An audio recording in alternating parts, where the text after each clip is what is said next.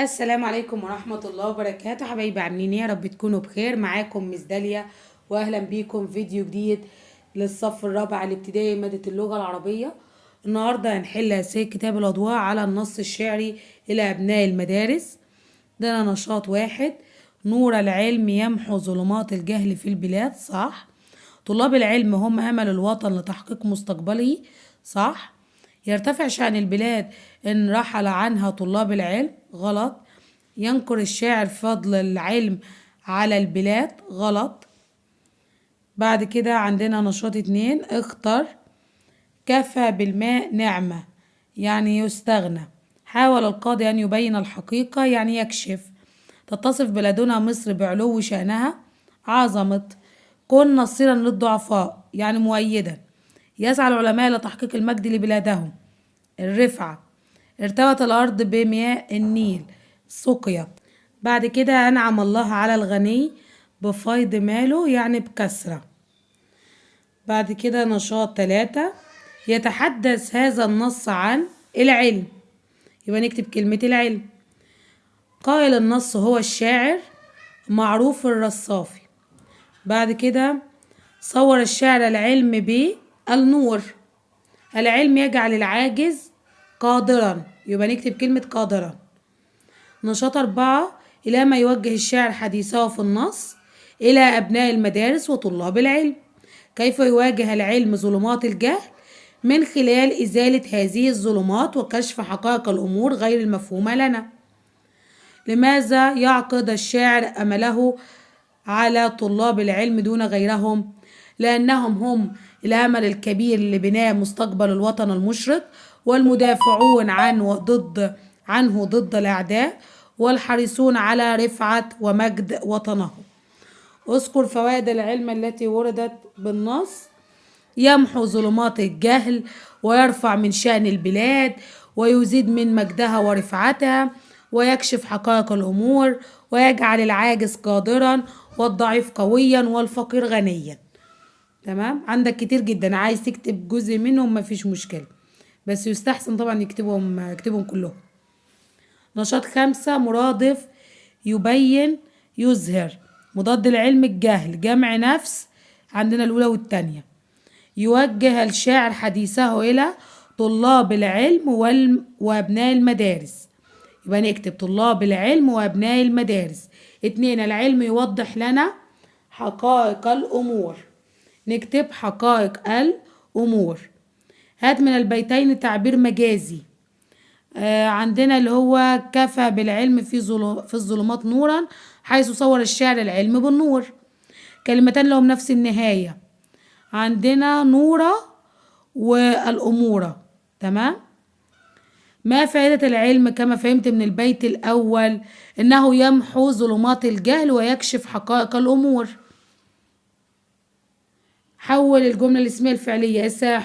السائحان وصلا إلى المتحف، هتبقى وصل السائحان إلى المتحف، هنشيل الألف دي تبقى وصل، وبعد كده كلمة السائحان وإلى المتحف. بعد كده مرادف فيض اللي هو كسرة. تمام. بعد كده مضاد عاجز قادر، مفرد البلاد البلد. ماذا يحدث إذا انتشر العلم في البلاد؟ تتقدم وتنهض البلاد، وتصبح حياة المواطنين أفضل وأيسر.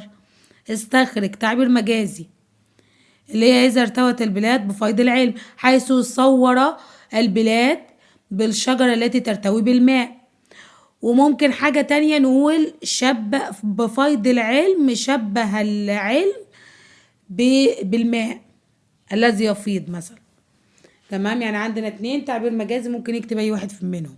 كلمة على وزن يفنى اللي هو عندنا يمسي، يفني اللي هي يمسي مش يفنى. تمام.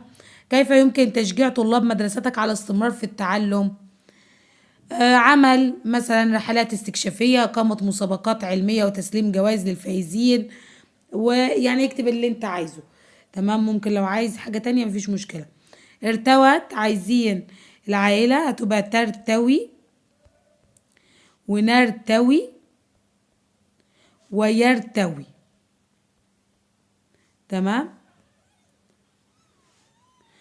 بعد كده التطبيقات المتحررة، مرادف أثواب اللي هي ملابس، مضاد الجمال القبح، جمع العلم العلوم، ليس الجمال بالأثواب التي نلبسها. تمام. الجمال الحقيقي هو جمال العلم والأدب. اختر إن اليتيم يتيم العلم، طبعا دي مجازي. كلمتان لهم نفس النهاية، اليتيم والعلم. تمام. اليتيم أو العلم واليتيم، ممكن الكلمتين دول. كلمة على نفس وزن كلمة الكمال اللي هي الجمال. حدد علامة الإعراب، لو فياء محبوبون ضمة، رحل الضيفان ألف. تمام. نشاط 2، مرادف يعلي يرفع. تمام. مضاد يحقر يعظم. مفرد الأمور الأمر، ممكن عايزين تشيلوا الهاء اللي في الآخر مفيش مشكلة. يعظم الناس شأن صاحب العلم، صح. العلم لا نرفع لا نعرف به الحلال ولا الحرام، طبعا غلط. هو الهادي الدليل إلى المعالي، طبعا ده مجازي. كلمتين لهم نفس القافية، طالما قال لك القافية هات كلمتين في نهاية البيتين، يعني الكرام الحرام الظلام، عندك الثلاث كلمات دول اكتب منهم 2. كلمة على نفس وزن كلمة عماد، عندك كلمة لئام اللي في الأول خالص اكتبها هنا. بعد كده الفائزان يتسلمان الجائزة، حول الجملة الاسمية الفعلية. يتسلم الفائزان الجائزة. السباحون عايزين خبر تبقى ماهرون. تمام. من امتحانات الإدارات، نشاط 1، مرادف يحسنه اللي هو يحسنه يتقنه. مضاد العلم الجهل. أهل العلم يدلون من يطلب الهداية على الهدى. بعد كده يتصف الجاهلون بأنهم أعداء لأهل العلم. أعداء وأحياء كلمتان لهم نفس، عندك الوزن والقافية. بما ينصحنا الشاعر في البيت الأخير بأن نسعى لطلب العلم وأن نرضى بغيره بديلا، وألا نرضى بغيره بديلا. تمام. اللي هو يعني نهتم بطلب العلم وما نبدلوش بأي حاجة تاني، ما نرضاش بأي حاجة تانية بديل عن العلم. تمام. نشاط 2، مرادف نوضح نبين. مضاد نهدم نبني. بالعلم تتأخر الأمم، طبعا غلط. بالعلم نبني مجدنا، تعبير مجازي، طبعا صح. ما أهمية العلم كما فهمت من البيت الثالث، طالما حدد لك البيت بتبص على البيت بالظبط. تمام. طبعا بالعلم تتقدم الأمم وترتقي ويعيش الشعب آمنا. تمام.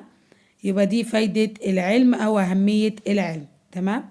وبكده يكون انتهى الفيديو بتاعنا النهاردة. ما تنسوش لو عجبكم الفيديو تشتركوا في القناة وانتظروني في فيديوهات تانية كتير. ولو حد عنده أي سؤال تقدروا تكتبوا لي تحت في التعليقات وأنا هرد عليكم إن شاء الله. والسلام عليكم ورحمة الله وبركاته.